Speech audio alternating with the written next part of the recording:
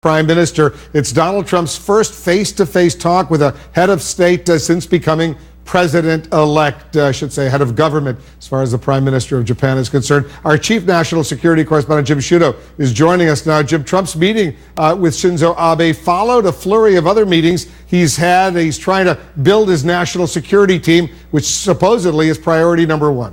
That's right. He's now met with one foreign leader. He and Mike Pence have spoken with 32 foreign leaders, but that revolving door at Trump Tower, potential candidates, still no final decisions made or at least announced on who's going to occupy those top posts. Tonight, Trump holding his first face-to-face meeting with a foreign leader, with Japan's Prime Minister Shinzo Abe. Reassurance for a close U.S. ally who Trump suggested during the campaign that he might encourage to acquire nuclear weapons. The whole world will be safer if our allies do their part to support our common defense and security. Circling in and out of Trump Tower today, national security contenders, from New York City Mayor Rudy Giuliani, candidate for Secretary of State, to former Defense Intelligence Chief Lieutenant General Michael Flynn, leading candidate for National Security Advisor. He's been a very trusted advisor, a close advisor to candidate Trump and now President-elect Trump, and he certainly is one of the people being considered for that position. Also meeting with the president-elect today, Henry Kissinger, retired General Jack Keane, and Admiral Mike Rogers, the current head of the NSA and U.S. Cyber Command. Trump transition leaders have launched so-called landing teams to coordinate incoming administration staff with outgoing staff at the State Department, Defense Department, Justice Department, and National Security Council. However, all the most senior national security leadership positions remain unfilled. And today the campaign added a new requirement. All hires will face a lifetime ban on working for a foreign government. That rule, however, is only forward-looking, as it would disqualify candidates such as Giuliani, who CNN has learned kept the Serbian government among its list of foreign clients as recently as 2012. We're just here to advise him, give our advice. My company gets paid for it. I don't get paid for it. That's what my company does. It gets paid for giving advice. On his final foreign trip as president, Barack Obama delivered some stern foreign policy advice to his successor, Donald Trump, warning him to stand up to Russia and to speak up on behalf of the world's most vulnerable people. If that voice is absent, or if that voice is divided, we will be living in a meaner, harsher, more troubled world. And we have to remember that. Donald Trump's somewhat unorthodox means of getting in touch with foreign leaders continue. We learned today that in order for the Australian Prime Minister, a key U.S. ally, to get in touch with Trump world, he had to get the phone number of Donald Trump from Australian golfer Greg Norman. Those old golfing buddy ties will paying off in international relations. Yeah, world leaders obviously very anxious to have a phone conversation with the president-elect of the United States. Jim Sciutto, thanks very much for that. Gloria, what's your reaction to this first meeting the president-elect has just wrapped up with a foreign leader? I think Abe is quite concerned, and it's not a coincidence that he came right over here.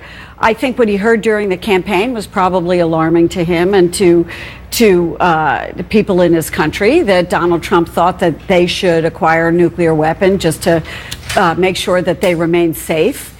And I think that's not a popular point of view. And I think he wanted to hear whether Donald Trump was backing away from that, as other people have said that he was. And so I think it's a very important meeting for him to have face-to-face. And when Trump said he would meet with him, of course he jumped at the opportunity. We're standing by to get a statement from the Prime Minister and the President-elect. We'll have that for our viewers as soon as it comes in. Manu, you're up on the Hill. Some excitement up there. Nancy Pelosi, all of a sudden getting her first challenger to be the Democratic leader, the minority leader. Congressman Tim Ryan announcing his candidacy today. How worried should she be right now?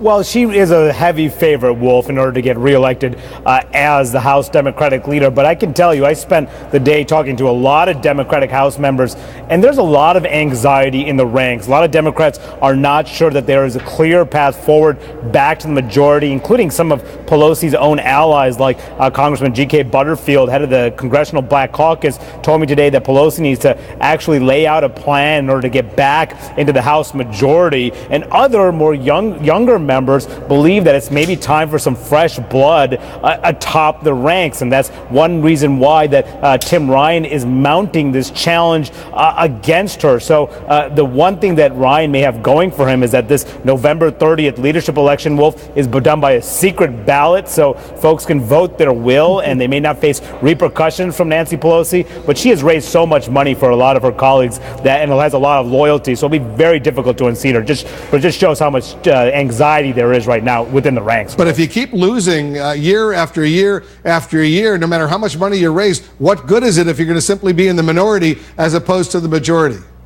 Yeah, and that's exactly right. And that's what Tim Ryan actually told me earlier today. He said it would be the definition of insanity to do the same thing year after year. And I was asking specifically about Pelosi's time atop the caucus. So the question is, how many people agree with her within the caucus? A lot may, but maybe not enough to unseat her, Wolf. You know, it's interesting, David, because I keep hearing a bunch of Democrats, mostly younger ones, saying it is time for new leadership right now. Some of them don't have the guts necessarily to go public, at least not yet, but increasingly the next 2 weeks we might see something develop. Yeah, because look, you can't overlook the fact that Nancy Pelosi is the first woman Speaker of the House. She's, as Manu pointed out, she has raised a lot of money for members of her caucus and kept her caucus together over the last number of years.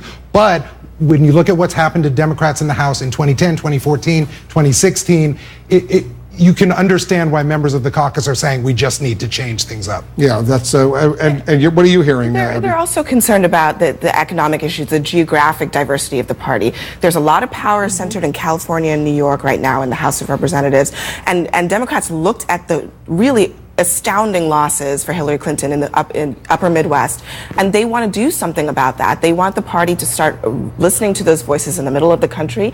They want the party to start looking at the leadership levels, like what the Democratic coalition is at the national level, which is more diverse and also much younger. So that's those are the forces that are pushing on to Pelosi, but you know, as Manu pointed out, it's going to be really hard for them to accomplish this, but just making the point, I think, is part of the challenge in this cycle for them. Yeah, let's talk a little bit about Hillary Clinton. Last night, she was at the Children's Defense Fund. Right. Very emotional. Yes. She said, look, I could have just been curled up reading a book, but she wanted to go out there and speak her first public remarks since she conceded the election. A lot of her supporters out there, they still haven't come to grips with the fact that Donald Trump is going to be the next president of the United States. And maybe she hasn't. You know, it was kind of the most emotional, I think, we've seen her talking about her mother, talking about what she wanted to tell her mother about how she became First Lady, Senator, and then received 62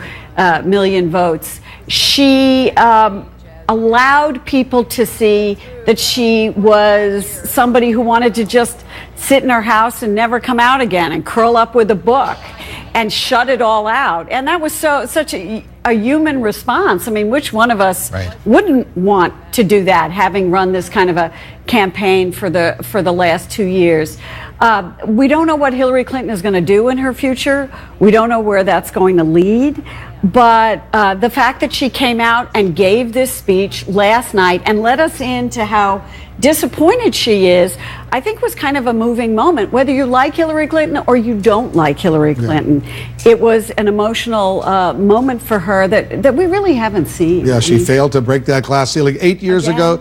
She failed to break the glass ceiling this time around as well. And you could see the pain that she was going through in her remarks last night. Stick around. And to our viewers, please be sure to check out the first ever book from CNN Politics, Unprecedented, the election that changed everything. It's in stores December 6th.